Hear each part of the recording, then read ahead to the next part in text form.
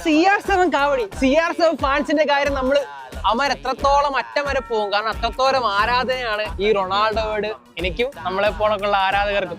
അപ്പോ കൂർക്കഞ്ചേരി തൈപ്പൂയം 2026 NS നഗർ കൊടുക്കുന്ന ഒരു കാവടിയാണ് റൊണാൾഡോയുടെ ടീമിന് ഒരു കാവടി. റൊണാൾഡോ ഇങ്ങനെ സെലിബ്രേറ്റ് ചെയ്ത സാധനവും പോർച്ചുഗലിന്റെ ആ കളറൊക്കെ വെച്ചിട്ട് ആ ഫ്ലാഗിന്റെ കളറൊക്കെ വെച്ചിട്ട് അടിപൊളി ഒരു കാവടിയാണ്. അപ്പൊ നാളെ എങ്ങാണ്ടാണ് ഈ സംഭവം ഇറങ്ങാൻ പോകുന്നത്.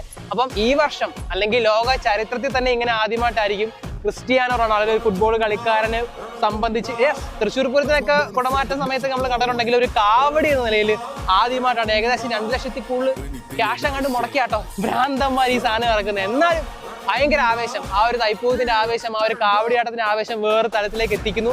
ഞാൻ കാത്തിരിക്കുന്നത് അടുത്ത വർഷം. കാരണം ആദ്യമായിട്ട് നമ്മളൊരു കാര്യം ചെയ്യുമ്പോൾ അതിന് ബദലായിട്ട് പിന്നീട് ചെയ്യല്. ഈ വർഷം എന്തായാലും ചെയ്യാൻ പറ്റത്തില്ല. അടുത്ത വർഷം ഇനി മെസ്സി നെയ്മർ ഒക്കെ ഇറങ്ങും. പക്ഷെ എന്തിനും കാര്യമില്ല. കാരണം റൊണാൾഡോയുടെയും മെസ്സിയുടെയും നെയ്മറുടെയൊക്കെ ലാസ്റ്റ് വേൾഡ് കപ്പ് ആയിരിക്കും. ആ സമയത്ത് ഒരു ആക്റ്റീവ് പ്ലെയർ ആയിട്ട് റൊണാൾഡോ കളിച്ചുകൊണ്ടിരിക്കുമ്പോൾ തന്നെ ഇതുപോണൊക്കെ ഒരു സാധനം 2 ലക്ഷത്തോളം മുടക്കിയിട്ട് ക്രിസ്ത്യാനോ റൊണാൾഡോയുടെ ഒരു കാവടി തന്നെ ഫുൾ ഇറക്കിയേക്കുക.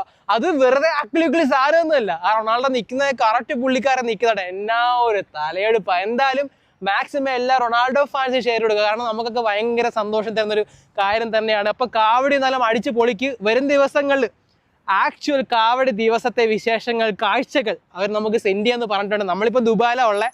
അപ്പൊ നാട്ടിൽ ഈ ഒരു കാവടി ആവേശം ദുബായിൽ നമുക്ക് വരെ തോന്നിയിട്ടുണ്ടെങ്കിൽ അവിടെയുള്ള കൂർക്കഞ്ചേരിയുള്ള ആൾക്കാരുടെയൊക്കെ മനസ്സും അവരുടെയൊക്കെ ലെവൽ എന്തുമായിരിക്കും. എന്തായാലും മാക്സിമം ഷെയർ ചെയ്യും.